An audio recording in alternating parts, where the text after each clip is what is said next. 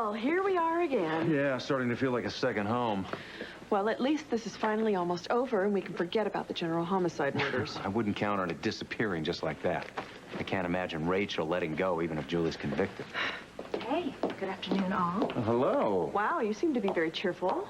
I expect Darren will rest his case for the defense this afternoon, and then we can all get a good night's rest tonight. Oh, it's good to hear you sound so confident. You can thank Gray Cooper for that. He convinced the jury that Julie committed the murders. I think we'll get what we want here. I'm just not so sure. If one thing I've learned, it's not to count Julie out too soon. Let's go.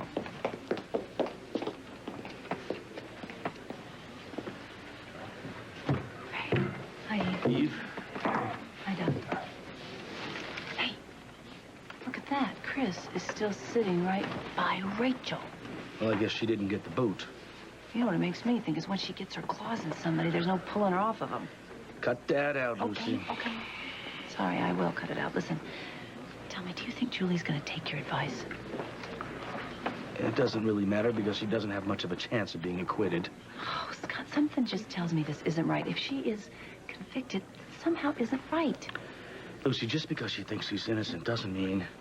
I know that. It's just that she did save those guards' lives. They probably would have frozen in the snow, and she saved Christina's life. Would a person that is called a murderer do all of that? Since I've gotten to watch her lately and stuff, I just don't think she's capable of killing anybody.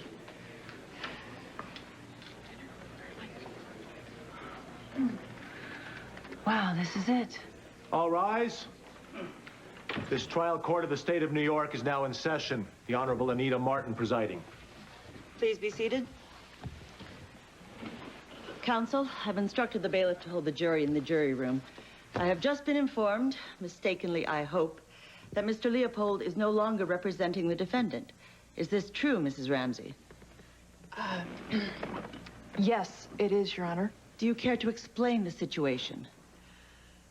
I fired Mr. Leopold when we couldn't reach an agreement about my next course of action. Do you intend to represent yourself in this case? I do not, Your Honor, and I need time to find another attorney. Your Honor, this is outrageous. This is obviously a desperate trick by the defense to create a mistrial. Your Honor, may I please have permission to speak? Go ahead. But please don't waste the court's time, Dr. Locke. I'd just like to say that this is not a trick by Julie. It's an unavoidable situation caused by a genuine difference of opinion between the defendant and her attorney. Difference of opinion or not, Your Honor, I respectfully request that you compel Mr. Leopold to finish this case. No, he and I are at a complete impasse. I've lost all faith in him. I don't want him to represent me. Dr. Locke, you may sit down. Mrs. Ramsey, do you understand the impact this decision will have on your defense? I must warn you, dismissing your attorney at this point in your case is hardly in your best interest. Is it in my best interest to give up? Because that's what I feel Mr. Leopold is asking me to do. Don't I have the right to an attorney who will defend me the way that I want to be defended? Please, Your Honor. All right.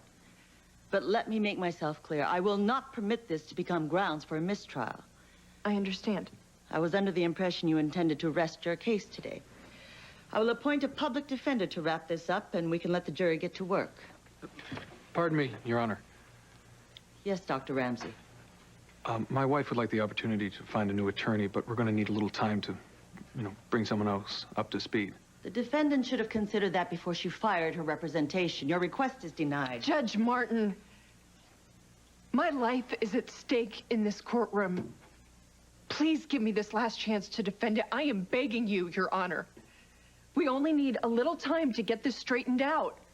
I'm afraid I can't do that, Mrs. Ramsey. We have 12 jurors and 3 alternates who need to get back to their lives and their jobs. In light of that, I'll appoint a public... Your Honor, you don't have to appoint anyone. And exactly why not, Mr. Because Ball? I'm going to be representing Julie Ramsey.